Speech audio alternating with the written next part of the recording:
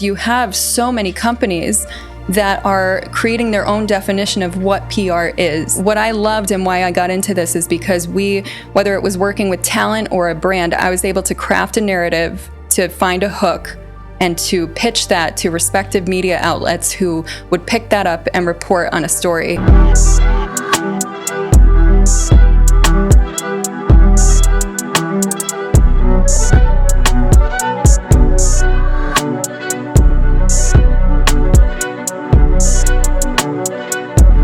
Have you ever wondered how PR company works or how they promote their people or clients or the whole thing of the public relation? That was a question for me until I met Amanda Whitcroft, the CEO and the founder of Whitcroft PR. I'm always wonder, Amanda, how PR works. Welcome to the show. Thank you for having me, Raman. This is a hot topic that I'm super passionate about, so thank you. Oh, we met in Austin, and then we had extensive talk about the PR, how PR works. And, I didn't know a lot of stuff until you opened my eyes. And it was so important for me to ask you to be on this show today to explain the reality of the public relation, how public relation companies work and how they promote and what has changed. How did you get into the PR? Before anything else, why did you get into the PR? So this was all a very happy accident. I came from the entertainment industry and worked my way up from the mailroom at the talent agency, worked for the director, Luc Besson, worked on films like Taken 2, Valerian, Lucy, became his creative executive. So was on the path to becoming a film producer. And then this was all while I was living in LA. I had moved out there right after college with the dream of pursuing acting. I couldn't afford to do it. So I got, again, a happy accident on a different track. And unfortunately, my dad got very sick. So I moved back home to New York, got involved in talent management. And then I lost my father, unfortunately, to cancer about 8 years ago. And so I kind of stepped away from that industry and I helped to raise money. And because of my background, celebrity awareness for various different cancer organizations, foundations. And at one of the events I put on for Weill Cornell Medical Center, an oncologist came up to me and said, "You should probably start your own PR firm." And I didn't realize that that's what I was doing. So I took his advice and I did it, and the rest is history. You just mentioned Taken 2. That's one of my favorite movies. I don't know who you are. I don't know what you want.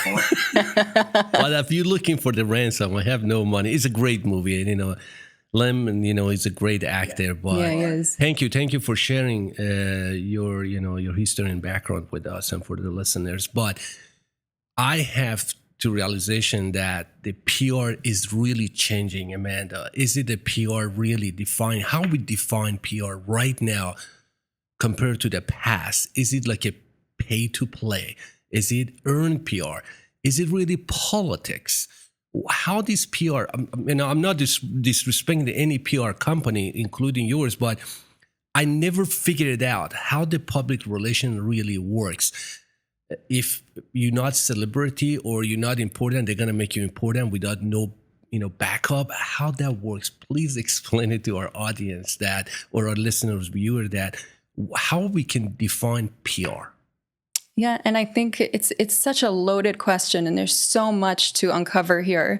But I think where I'll start is it's redefining it, because PR, and you're not alone in this question, in this confusion, because you have so many companies that are creating their own definition of what PR is, and they're sending out proposals.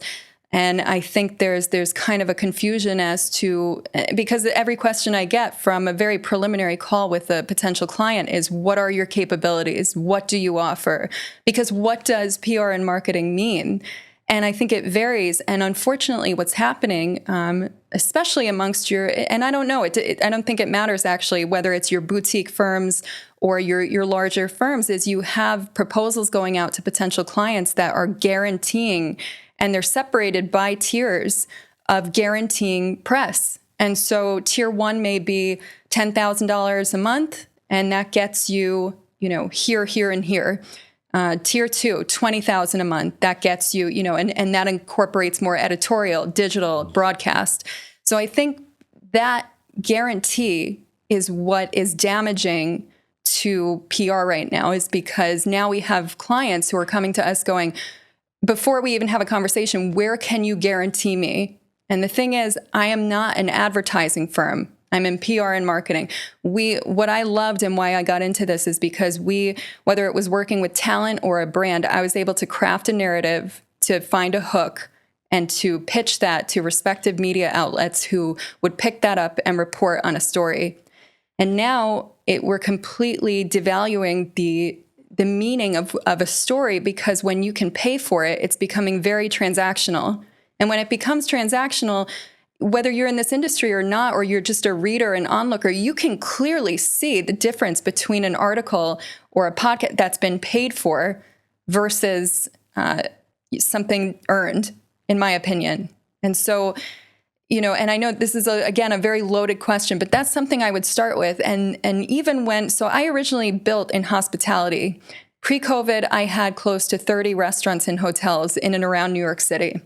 And once COVID hit, I lost everyone within a week time span. Wow. And during that lull where I was pivoting, and I was learning blockchain, I was learning digital assets, I was really training myself to pivot and build back. But during that time, I can't tell you how many magazines, like the CEO magazine or all these thought leadership that were emailing me. We would love to feature you in our magazine as the most innovative leader of, whatever the year was, 2022.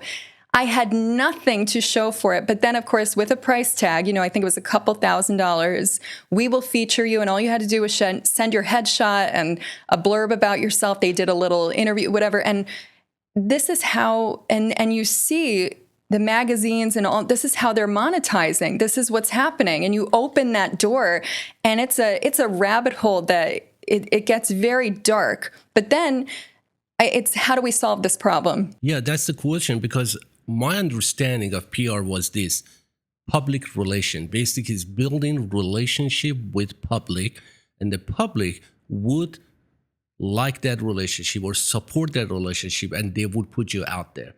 But now what I'm hearing basically is you got to pay different prices, and you get for what you pay for it. And we got to put you in the place for the price that you paid. Is that right? Right. And that's what's happened. And you have reputable outlets, take a name like Forbes. Everybody wants to be named in Forbes. I remember there was a day where you could contribute for Forbes, and it meant something. And I think, again, there's a bit of we're devaluing the media because there's so much pay to play. And what happened is, you take something like the creator economy. Everybody knows the creator economy. It's a huge buzzword. And what that is, to break it down to you, is your influencers, your content creators who, and it's an amazing boom that has happened because it's helping it's helping the talent, it's helping the businesses, it's helping people come into restaurants. It's a huge, huge movement. But now I would equate that to what I like to call the engagement economy, which you're not hearing a lot about. And the engagement economy is something that's been learned from the creator economy, but it's not as impactful as the creator economy. So the media is trying to take this model of this pay-to-play landscape in hopes of clickbait and hopes of viewership. But what's happening is they're getting the money, but it's not moving the needle for the client or the company, really, because when we get these temporary highs, and I myself have done this, I've allocated part of clients' retainers and gotten them placement and here or there to make them happy. But that's all it is. It's a temporary high, and it does not do anything for the client. And then after maybe a month or two, your client's looking at you like, why didn't this move the needle? It's like, well, because it's paid for. It's paid for, and you got what you wanted, and it just doesn't really move. So that's where the engagement economy is something to really look into, because as we're on LinkedIn, as we're scrolling through Twitter, people are they want to maintain some sort of relevancy, some sort of credibility. So we have to post where I'm speaking at this conference, which you can pay for as well. I was just talking to say you can pay for a Wikipedia page now. Wow. The roundup list. I had a client who didn't even have a tangible product, but wanted to be in Roundup lists. All of your Roundup lists are paid for now. And this has to be, I don't know why more publicists aren't talking about this. I don't know if it's fear of losing business.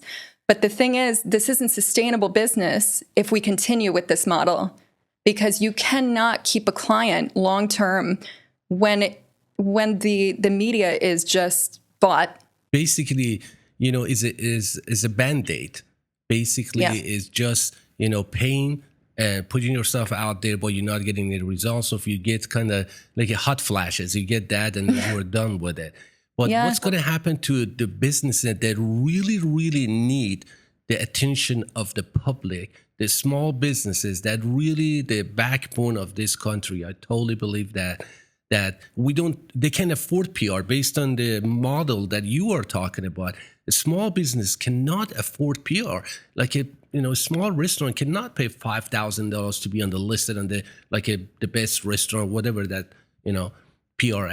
They can. And what we have to do with those people, with those businesses, are they going to go out, or what we have to do? What is the market share?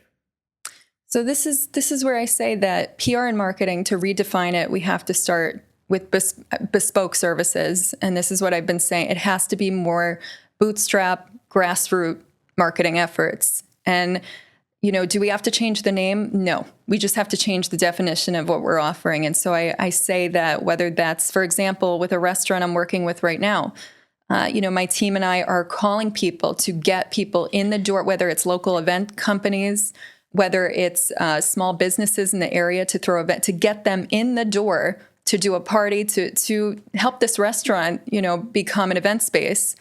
That's very labor intensive. I don't know if the bigger firms would take that kind of scope on. But what you're seeing with the bigger firms is you'll notice some of your biggest publicists are on the board of advisors for venture capital firms.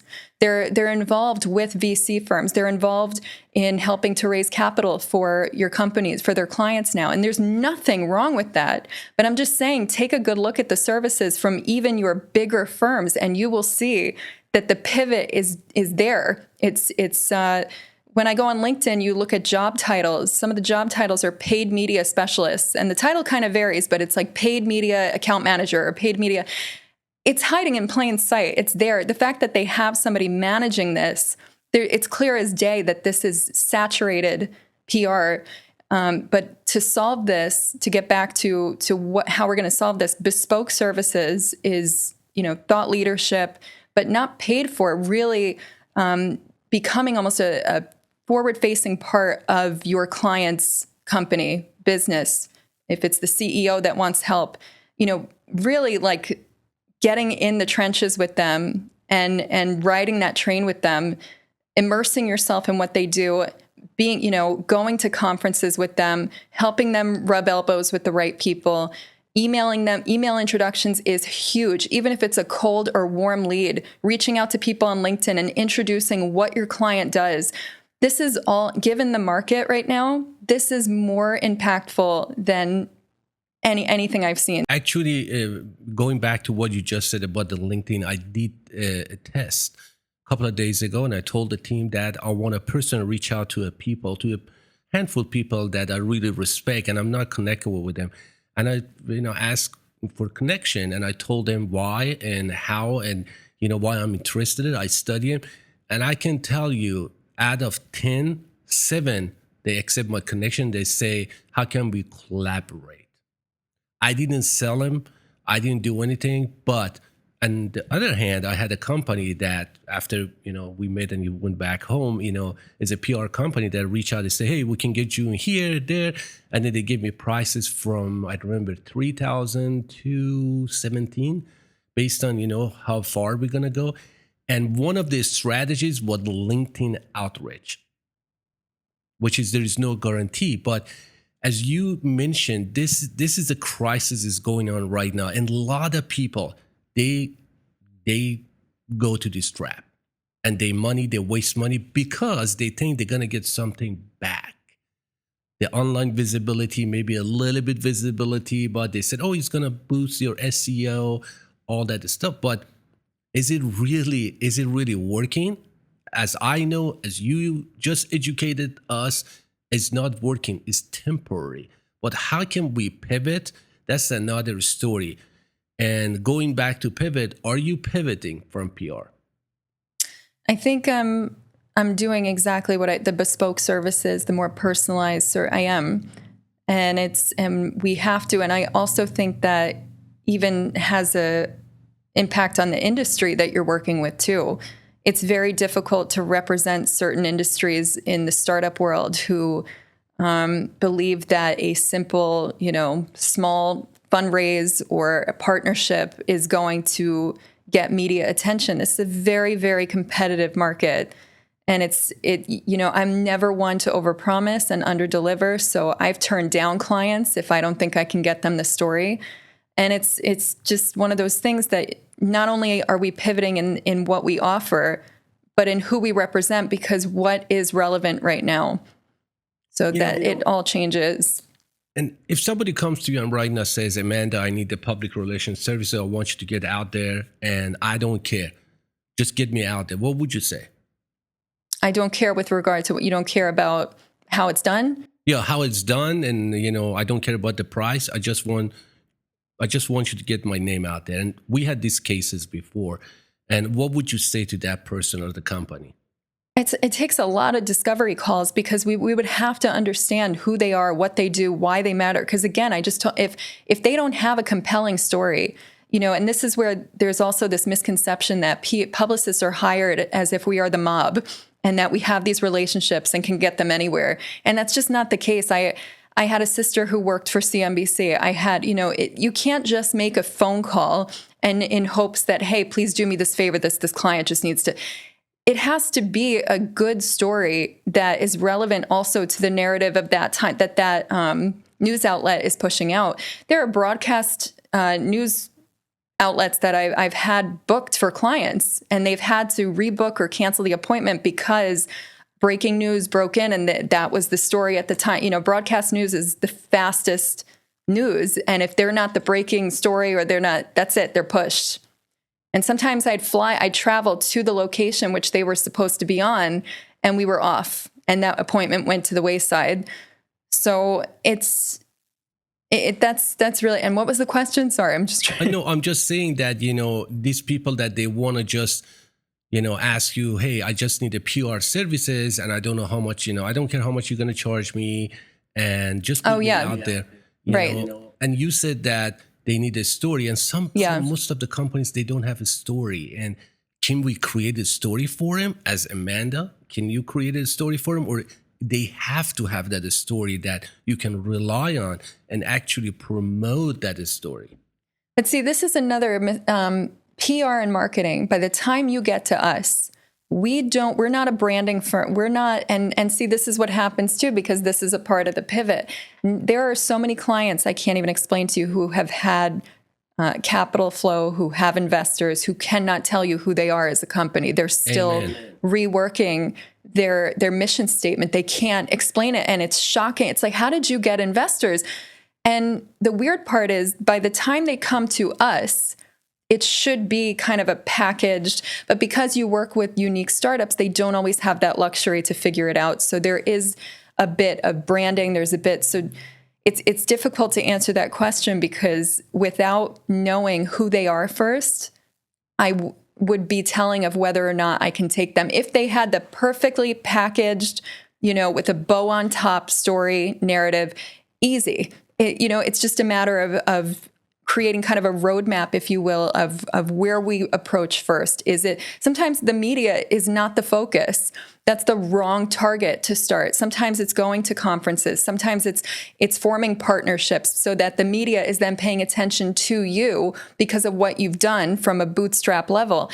But so this is where I said that engagement economy part, where people are so focused on getting attention first before actually doing the work, that doesn't work. You have to make a splash, and you have to be doing something, whether it's charity work, something charitable component.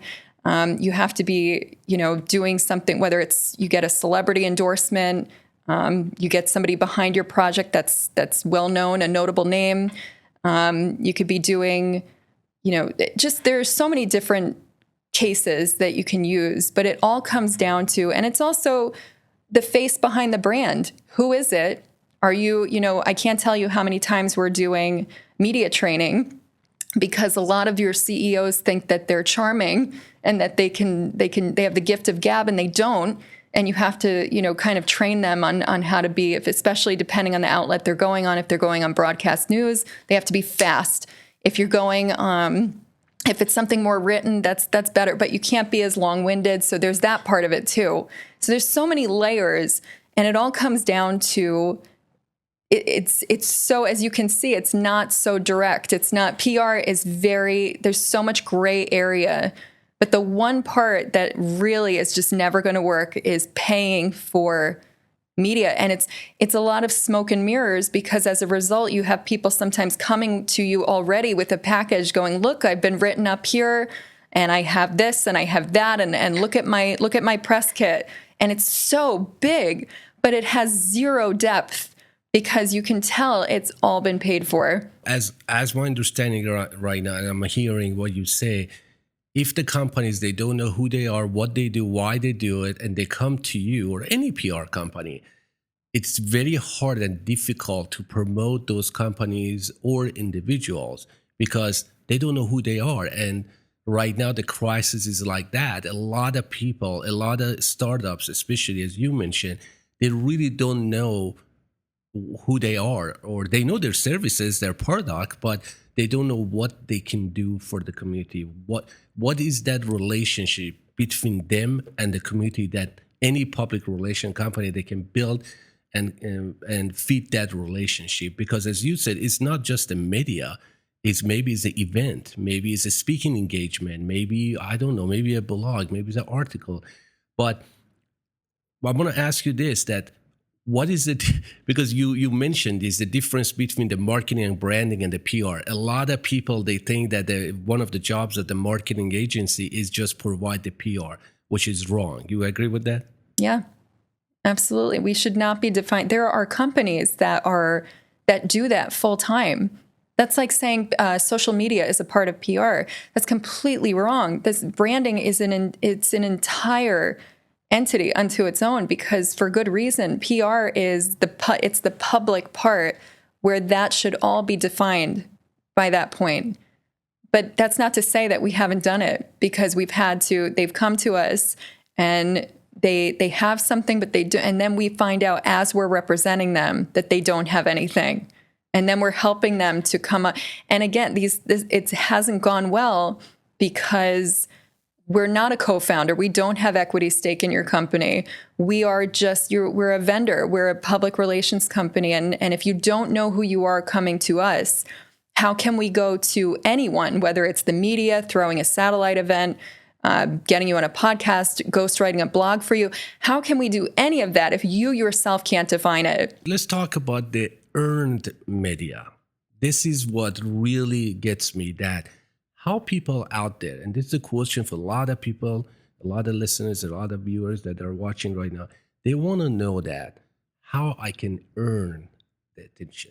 How can I earn media without paying? What is it? Is there any process? Is it just a hardworking? Is it your story? Is it your infrastructure, your digital foundation? What is it based on your experience in the PR? And I'm going to name drop right now one of the best people who talks about this. And he actually, I poked him when I was really getting the lay of the land with the pay-to-play landscape. Jason Pfeiffer with Entrepreneur Magazine. Yep, I know Jason, yeah. He is one of the good guys. And when I poked him, I remember him saying, this is highly unethical, and this goes against the Federal Trade Commission. He was so against the pay, because at that point I was just like, is this what it is? This is what it is. And he was so against it. And he does post about what they write about, because it's all earned, and they keep it separate. They have their advertising section, as do a lot of publications. But unfortunately, the two have become kind of meshed. But so to answer your question, earned media is still, it's not to say it's gone. But I think a lot more of your earned media is on things like that, your podcasts, your blogs, your more local publications. And then as far as national outlets, Yeah, again, it's a very competitive time, but it's not impossible. It's just, it shouldn't be the focus when you're just starting out, when you're just telling a story. Everybody thinks they have a story to tell. And that's where the job of the publicist does come in handy, because we every single day are working, we're reading the articles, we're on these websites, we're seeing what they're printing, we're seeing what they are interested in. And so that's where you rely on a publicist to tell you, do you have a story? Do you have the hook? And that's where there's a lot of discovery to start, because you need someone to advise you whether you do or not. Everyone thinks I should be speaking here, I should be written up here, Yes. And it takes someone to go, okay, hold on a second, maybe. And sometimes it takes forming like what we call the digital footprint to start. If you don't have one, no one's going to care. So you have to start small and build. It's no different than running a company. It's, even if you get big investors, it doesn't, unless your investor is somebody big, people don't really care anymore. It's about what you're doing. It's the impact you're making. Yeah, basically the PR is just building your brand based on your stories, and I have interviewed so many people on this show, and my whole tagline is everybody has a story, because I believe we all have his stories, and if we tell our stories, somebody's going to listen, somebody's going to watch, and we might change somebody's life. And even though some people, they think that their story is not important, which I think it is, it doesn't matter based on your, social, to your title, or, how much money you make, or your social status. You have a story, you have something to share. And then when you share that, and I think that will attract people. It gets the attention, it grabs the attention. But after that, how you're going to keep the momentum, that's another thing that you have to work on. But I totally agree with you that we have to have that foundation.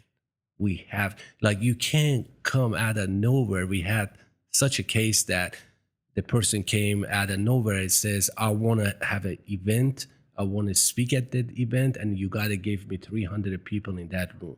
I said, what?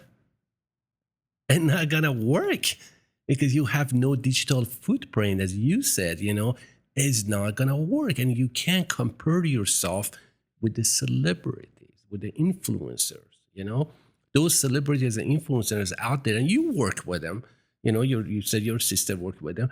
Those are different people, you can't compare yourself with these actresses that they got public relation, because they're out there, they've been out there. One movie, it can get so many attentions, but as a businesses, I think that the landscape of the PR is not only changing, but is difficult. It's really difficult to digest. I personally, took me a long time to digest it, and finally, I talked to you, and I started reading it after you left, after our talk, and I said, oh my gosh, she's right. Oh, this and that. And I went actually researched, and I'll find some prices. It's kind of crazy. I have spreadsheets that have been sent to me from just pitching that have your from your top tier publications to all the way to tier 3 with price tags next to them. And I was shocked that people are sending spreadsheets now. It's not even it's like they're actually creating documents so they don't have to waste time. They're like, pick which one you'd like. Let me know how much you want to spend. And that's it. And it becomes very, it's like, so what am I even doing anymore? And how can you compete with firms that actually accept this model? Because I refuse to do it. I have ethics. I don't want to do that. I don't want to be the broker to my client. And by the way, anybody listening who is now aware of this and wants to do that and accepts that, cut the middleman out. Don't hire the publicist, and go on LinkedIn and Twitter and find them and go pay their prices. But to me, it's not going to do any good. And and you're right. Everyone has a story, and I understand what you're. That's a very philosophical approach, and especially as a podcaster, But there are people who, it's not so much the story to tell as the service they're providing. It's more a business focus, especially in fintech or blockchain or technology. Yes. So it's very pinpointed, but still an amazing story, because what blockchain technology is doing for people in healthcare and in so many different verticals is huge for us as it's decentralizing everything that has been so controlled. That's going to give control back to the people. It's huge. That movement unto itself is a story to tell, and it's just about how are they doing it. I have a client who's revolutionizing ticketing. The ticketing industry there's huge scrutiny with it, with the monopolization of, as we've heard in the news recently, and they are the first to be bringing blockchain technology into ticketing so that scalping can stop. Now, whether you're in that industry or not, everyone has a story when it comes to ticketing, personal or professional. Everybody has had a horror story of some sort or a great story to share, and that's where there's a hook, and you just have to find it. But even then, in this competitive market, it's very difficult because of that pay to play. Every company that has been created before or now is started because of the little story, and then it became a product or the service. Like I was talking to a gentleman at the gym this morning. I didn't know what he does, but when we started talking, he said he's in the blockchain actually. And then I didn't know really that much. When he explained it, I said, wow, we're going that way? Like, really, we're going that? He said, yeah, just wait, it's coming. And he said 20, 30 years ago, did you know, like, social media, did you know that and I'm telling you, it's coming. And he started really educating me. And then I asked him about his story, and he told me his story, how he got into it. It was so fascinating. And that made me to come to the office and follow him. And I went to LinkedIn and I read about him, and they said, oh my God, he wrote this article, he wrote that article.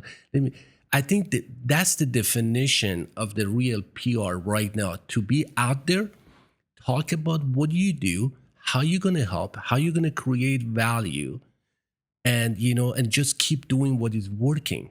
Because as you said, you're going to pay once, but you're going to bury it the next week because the next person coming top of you. Exactly. And then you can't compete. You said even that posting, the right column, you'll be buried in the right column rather than in the headline. And as a publicist, I have to be a case study for my own. People have to see me out there like, well, aren't you the best case study? If you're the publicist, what are you doing, right? So I had a YouTube series, and I leveraged. I was contributing for Hacker Noon to start, which, by the way, does not charge you. You can contribute on Hacker Noon, and they published my articles. And then from there, I went to Cointelegraph, and I was writing for Cointelegraph. Now I've written. If you Google my name, I've written for Rolling Stone. I've written for Forbes, and those were paid for because now they've developed culture councils, which are, a couple $1,000s, and you get one of the perks of your membership is you get to write articles for the publications. Now, it has a vetting process because it has to go to editors, but really it's for grammatical and citing, the credits that if you mention any names or you have to kind of cite those, that's it. So long as you pay, and again, people probably say, oh, wow, she's written for Forbes. Oh, wow, she's written for Rolling Stone. I can tell you from not only representing clients, but from my own personal standpoint, that it's fascinating to me how many names are involved in doing this. And I'm telling you, when I publish those articles, again, they don't go to the regular website. It's like its own section devoted to this culture council. And it has hardly any viewership or readership, nothing. And it goes into the ether, but you get to share that it's Forbes.com and the smoke and mirrors. And people think, oh, wow, she's relevant. And I've done this in desperate times when I was in a lull, when I didn't have a lot of clients. And I think that's where we have to stop this. And when we are in those lulls, not look to pay to get placement, but do the work, do something more impactful, that when you're ready, you'll get there. But the patience part, we've kind of lost because of that engagement need. We have to fill this engagement void because we're constantly on LinkedIn and Twitter, and we're seeing everybody get, and we need that. We need to fulfill that. And we forget that's not the right focus. I just want to say, Amanda, I'm really, really proud of you because I just heard something that you said, you've been part of it. You have done that. and now you shifting your perspective that it's very important. Like, not everybody does that. You are in it, you were doing it. Like, I'm not saying that you committed a crime, but you did something that now when you think and you said, oh, why did I do that? And now you're coming back and you start educating people about the reality or the definition of the PR or what is going on, these harsh stories about that. And that's very rewarding. I know we talk about this, but you are so passionate about this. And I love it. And why you are so passionate? Are you trying to knock out other PR companies? Or No. you just say, I'm sick and tired of this. I want to go out there. I want to be a whistleblower. No, I want to build back bigger than I want to knock this on its head. I want people to understand what this is, so that the next client, I'm trying to get business because I want people to understand it. And I want more publicists I want to be the kind of pioneer to start opening the door of normalizing this conversation and saying, it's okay, this is happening, so that client expectations become better. And also when they come in, this is not just a one, there's a mutual understanding, because I think that really lays the groundwork for a very long relationship to come. This is huge. What you are doing is really huge. Since we got to know each other, I was thinking about it. I said, oh, wow, what she's trying to do. This is really huge. You really pushing. It's a big mountain in different direction. And I'm sure a lot of people are joining you, including myself.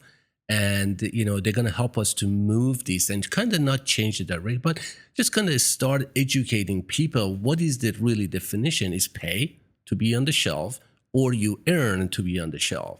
Right. And if somebody comes to you right now, listeners or viewers, the Forbes wrote about me, it's wrong. This is like, I don't trust anybody right now comes to me and say, hey, did you read that article Forbes wrote about me? Yeah, Should I believe that? That's the question goes to my mind. And I'm sure a lot of listeners that are listening today, they're going to say the same thing. Yeah. Oh, I didn't know that. That guy told me they wrote, or Forbes, or they wrote about me. And is that right? Or no, maybe he paid. Well, this is something that we have to use critical thinking skills here, and not just in this industry. I think that's you're speaking for a lot of things happening right now in our world. We need to think for ourselves. We should not just simply because something is associated to the other that it means this. We really, you have to do your due diligence as a company, as the client hiring. Everyone has to do their due diligence. And I've made mistakes. Everybody will make mistakes. I'm sure I'll make more mistakes, but this is something that I'm very aware of now that should be talked about. And then if you go out there, this is my next question. You see out there somebody has so many, articles about him out there. How you do your due diligence? Like, I know you search and everything. Is there any way to say, okay, all these articles has a kind of connection with something on the back, or is an empty wall behind it? How you do that? You can kind of tell when you're having your discovery calls. It doesn't, there are things that start to not match up, and when they've been in these publications, but there's been, let's just say there's still fun, there's no, because there has to be a certain point where it leads to something else, impact into the company. And if it's not doing that, and they're simply written up in all I have Wikipedia, even the way they talk to you, the first meeting, you'll know, I work off my gut. I trust my gut. I doesn't really steer me wrong. I can tell right away. I also, I told you can tell when it's paid for based on where it's placed in the publication. You can see it. You'll also see that a lot of the times they don't even allow their staff, when you pay for it, to write it. It's written by ChatGPT, but one person will take a fine comb and just kind of make sure that the buzzwords aren't there that really make it obvious that it was written by a bot. So this is another, you'll see that the writing is, the quality of it is not of earned media.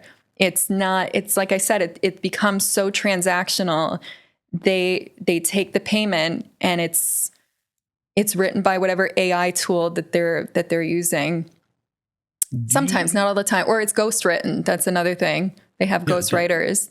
The ghostwriters. That, do you think the rise of artificial intelligence is impacting the PR? I think in a good way. I think, like with anything, there's good and bad. But I think if, and I would say the same for this pay to play. I think the only thing I'm saying is once we know it and we learn it and we're aware of it, if you use it in a good way, we have to move with technology or you're going to get left behind. That's just a fact. I agree. If you are afraid of it, that's not going to do you any good. We have to learn this and not let it completely overpower I think the human element is still very much needed, especially in this industry. But I think it's not bad. No. I think if anything, it streamlines certain workflows that you can put more focus into your client that you couldn't normally do if you didn't have it. It can definitely be a great tool for improvements or, the support, but I don't think so. It's gonna, replace the human mind or human emotions. Not in our lifetime. I don't think so. I totally agree with you. Like even, the ghostwriter, I get so many emails. We can write your book in a week and be the Amazon bestseller, all that. But eventually you got to write that story. It's your story. AI cannot, write it for you. And there's another example. Anybody can write a book now. Anybody can get media. So long as you have the means, go for it. And that just, again, doesn't that devalue, the people who actually did write a book, the people who actually did earn that media, when you can just allocate a budget for it? This is not good. Like, Harry Potter. She wrote that book, and nobody believed that that can be a very successful movie, and she made so much money. It was a true story, but the PR is shifting, and we shifting with it. I believe that, but I think we have to be very smart to understand the definition of the public relation before we're gonna hire any PR company. Because it's scary out there, Amanda. Some companies I know too, they lost money because they did not know what they're doing. Yeah. They spend so much money. I think COVID really turned a lot on its head. When I represented a lot of hospitality clients, you had influencers, content creators coming in for simply an exchange of dinner that night or lunch or brunch or whatever it was. That was it. That was the exchange. And slowly but surely, and now most of them, you're being handed rate cards and sheets. If not, the manager or agent of these influencers are being looped into the email. And I get it. This has become a business. I respect that. You're creating content, you're creating value for a company. 100% go for it. But just to tell you how far it's going, and this is AI. Now influencers are getting what's called a digital twin, which will go in the metaverse. And this will be huge because all of your e-commerce brands and just a ton of other brands are going to be able to sell their merchandise to an influencer's digital twin, which will also have representation. So CAA, they now created an entire division devoted to the digital twins, because this is going to be the next boom in the creator economy. And I only mention this as an example because just to show you how far, these different streams of monetization are coming in, and they keep finding more ways. The same thing is happening, unfortunately, on the media side, but they haven't quite figured it out to make it impactful. Yep, because everybody wants to be famous. Everybody wants to be out there. Mm-hmm. And unfortunately, somebody likes to pay to play. Some people, they don't have it. They're going to get behind, and they have to understand how to do it. Exactly. But I learned so much, Amanda, and I appreciate your knowledge and what you're doing right now to kind of move the needle.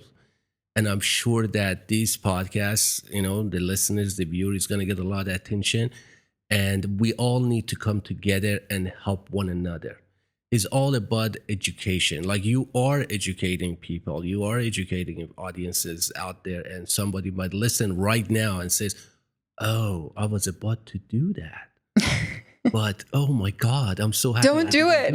Don't do it. You know, and this is very rewarding. This is very rewarding. And I know it's going to work because everything starts from little things.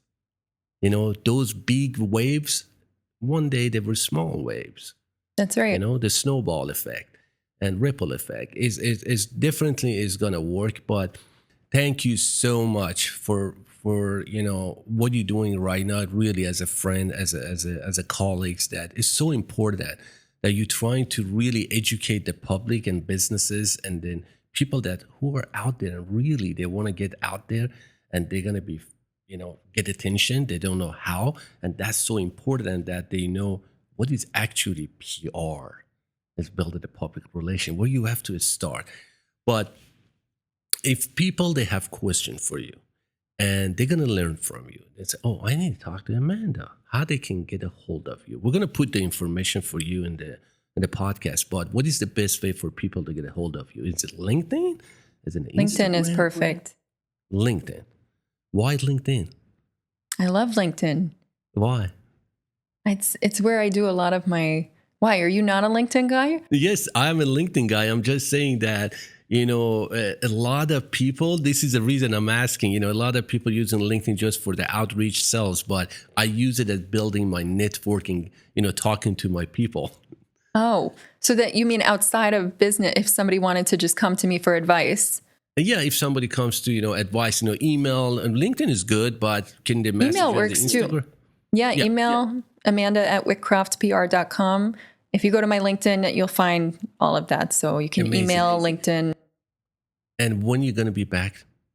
In Austin? I hope soon. Hey, I'll let you know. It's a great city, Amanda. It's a great city. I did love it. I can't. One of my favorite taco places. I know you told me about that, but Amanda, thank you so much for your time. I really appreciate it. Thank you for having me. Soon. Oh, you're welcome. It was a pleasure. This was a lot of fun. Really appreciate it.